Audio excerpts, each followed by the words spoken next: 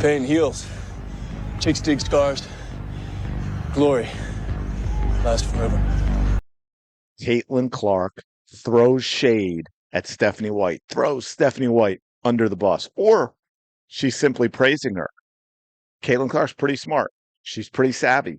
You decide. Let's talk about this. This is kind of wild. Welcome back to the channel. Thank you for being here. Appreciate all your support. Shout out to the 19. Hope you all having a fantastic day. So Caitlin Clark, sadly and unfortunately, went on the podcast to talk to Sue Bird yet again.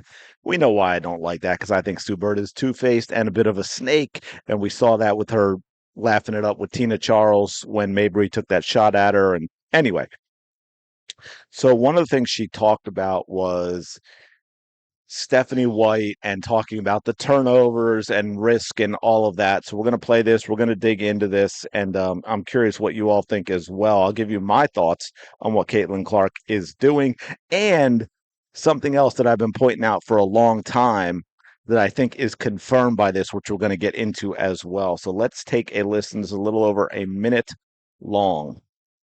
I'm going to actually, hopefully I can do this. They don't always depends on the video they're showing, but there is a clip on the past that she talks about specifically near the end, and I do want you all to see that if I can. But I think that's even been something like me and Steph have like always talk about when we go and watch film, and even like that New York game where like I played really, really well. Obviously scored a lot of points. I think I had 9 assists or 10 assists that game. This last game this year. Mm-hmm. I started the fourth quarter off with like 3 turnovers in a row or 2 turnovers in a row, and Steph yanked me, and she was like this is like a learning moment. Like you got to be able to like, yes, like maybe it could have been there. Like maybe you could have thrown a little bit better of a pass. Maybe they could have caught it, but like, do we need that in this moment? Like, no. Right.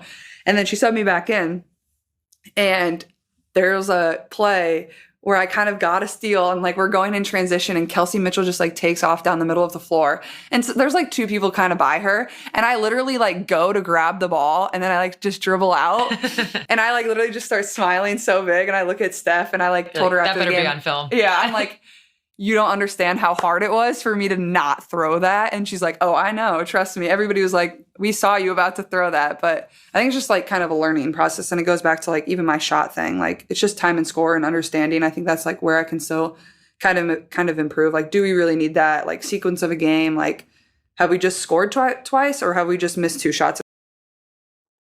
Wow. So much to talk about. And I want to go back to that. But let's get to a couple of things. First of all, in the New York game, as you all might remember, and I know a lot of you, there was a lot of disagreement, and it's a cool position that you took. It doesn't really matter, but my position when Caitlin was nailing the threes from the next town over in that New York Liberty game, when I think she had 4 from way out, but she had 3 in like 32 seconds. And I said, Stephanie White's body language tells me she's not happy about those shots. One of the other things I said that I've been saying for a while is Stephanie White wants to coach the Caitlin Clark out of Caitlin Clark. The idea is to turn Caitlin Clark into a typical WNBA role-playing point guard, which is somebody that nobody wants to watch. All the fans will leave eventually. Now, I know a lot of diehard supporters of Clark. You're going to stay for a while, but I think we all know it will come a point that if you're watching Caitlin Clark play like the rest of the WNBA, you're going to stop watching,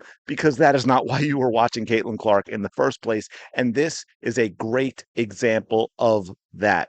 We all know Caitlin Clark has a very high basketball IQ. She knows the game really well. Despite her own spinning of the words, she understands risk and reward very well. That pass they showed at the beginning with the turnover that I think Boston could have caught, even though it got tipped. It should have caught it easily.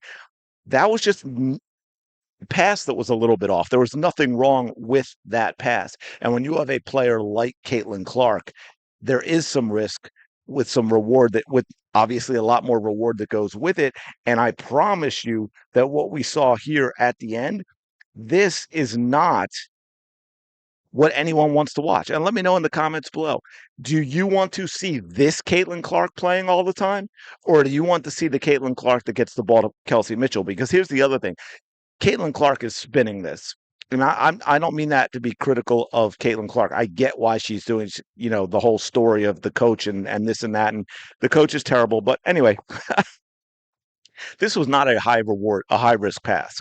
If you look at the way this could have been done, Kelsey Mitchell comes down to what would be the bottom right of the screen, and she comes there. Caitlin starts going to the middle. When you watch when Caitlin starts putting out, Kelsey Mitchell's wide open. This is not a difficult pass. This is not a three-quarter court pass. This is not a behind the back pass after driving into the lane with three defenders on AB and trying to squeeze it into a tight window. This is a pass that Caitlin Clark can make in her sleep. And we all know one thing Indiana struggled with, right? And that is what? Blowing leads in the second half of games instead of closing them out. And a lot of people will make the argument out, oh, well, in that situation, you have to bring the ball out. Well, why? If you get a guaranteed bucket, we're talking about 2.5 minutes left in a 12-point game in which 3-pointers play a large role in today's basketball. Why would you not take an automatic? I know layups, I won't say automatic, but basically an automatic bucket to go up 14 instead of pulling it out. Now you're going to have, they can get a stop. They're down 12 now. They still got over 2 minutes left. They can cut it to single digits with a three, and we all know New York can put up points and New York can shoot the three. So why would you not take the bucket? It doesn't make any sense to not. I get it if there's 34 seconds left and, you're up 6, okay, or up 5 or whatever it might be. But 2.5 minutes is a lot of time. If you watch this, let me see if I can I was going to slow it down just a little bit. And you watch the way this is going, right? No one goes with Kelsey Mitchell, okay? Caitlin Clark could easily, even right there, with her right hand, she can play that by the defender to Mitchell running on. There are no defenders past this point, guys. Or she could drop that over the defender's head real quickly. We all know that pass she made to Jonquel Jones. I could maybe understand you don't risk that pass in this situation. The only one in the WNBA who could even think about throwing that pass is Caitlin Clark. But there was no reason to not give this ball to Kelsey Mitchell. New York Liberty right here said, thank you, Caitlin Clark, for not being Caitlin Clark. Thank you, Stephanie White, for turning Caitlin Clark into a boring player. As I've been saying, Stephanie White wants to turn Caitlin Clark, take away everything good about Caitlin Clark. We know she doesn't want the logo threes, right? Now you've got other people talking about how she should shoot that less. And we know that she doesn't want her to throw any pass that have any risk whatsoever. Anybody watch football? Anyone talk about the prevent defense and how what it does is prevent wins? They're going to take everything about Caitlin Clark that makes her Caitlin Clark, everything that makes people watch and tune in for Caitlin Clark, everything about her game that makes her entertaining and separates her from the rest of the players. That is what they want to eliminate. That is what Stephanie White was clearly brought to Indiana to take away. And I know that is conspiracy theory, tinfoil hat stuff, but you can't show me anything that proves otherwise. I can give you lots of stuff like Caitlin's own words right here. I don't even know who this is, but shout out Alien.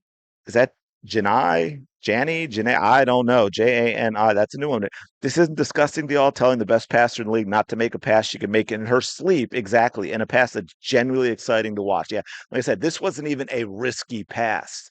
And by the way, that pass to Boston wasn't either. Yes, the defender got her fingers on it. You know what? Sometimes that stuff happens even on things that aren't all that risky, which is my point. If all you do is make passes without any risk, you don't make any passes. You certainly don't make any passes that matter. I say I'll leave you with this real quick for those of you who watch soccer, because I think it really makes it easier. Or you can see it in Stephanie White's handoff offense. In soccer, you'll see a lot of times the professional level, because they're so smart and so skilled and so disciplined, that a team who is not nearly as good as the team they're playing can be very disciplined and smart with their defense, pack it in front of the goal, and keep the other team from even getting scoring chances, especially if that team doesn't have a individual player who can break down a defense off the dribble. right, in soccer, going at it, because what usually happens is if they beat that one defender, now you've got a little bit of chaos, or they're like, well, this person's so good with the ball breaking us down, we have to slide a second defender over, and now you're taking that defense a little bit out of its shape, and you create scoring opportunities. If you don't have that type of player, if it's never any risk involved in what you're doing, even with passing, trying to split the defense, play between the lines and all that in soccer, you make it really easy for a disciplined defense to keep you from ever even creating a scoring opportunity. Same thing in basketball. You want to take away all risk. You want to take away everything that Caitlin Clark does well. You take away Caitlin Clark. You take away everything she brings to the game. And you might as well not have Caitlin Clark playing basketball. To me, this is disgusting. I agree with this commenter. Other people said similar things. What in the little freaking hell is that? That's the very reason why the Fever is a threat. No, let's make Caitlin Elizabeth Clark like every other boring, weak guard in the league. Yeah, 100%. That's what's happening. Anyway, let me know your thoughts in the comments below. I thought it was it. Now, here's the part where I was going to say to you, and this is why I framed it that way at the beginning. Caitlin's pretty smart. She's very media savvy. Do you buy into everything she's saying here, that she completely agrees with Stephanie that she shouldn't throw that pass? Or do you think she's maybe throwing a little subtle shade at her coach in terms of what they're trying to get Caitlin Clark to do? Let me know in the comments. Appreciate you being here. Smash the like button, subscribe to the channel. Go have the day you deserve. I will talk to you later.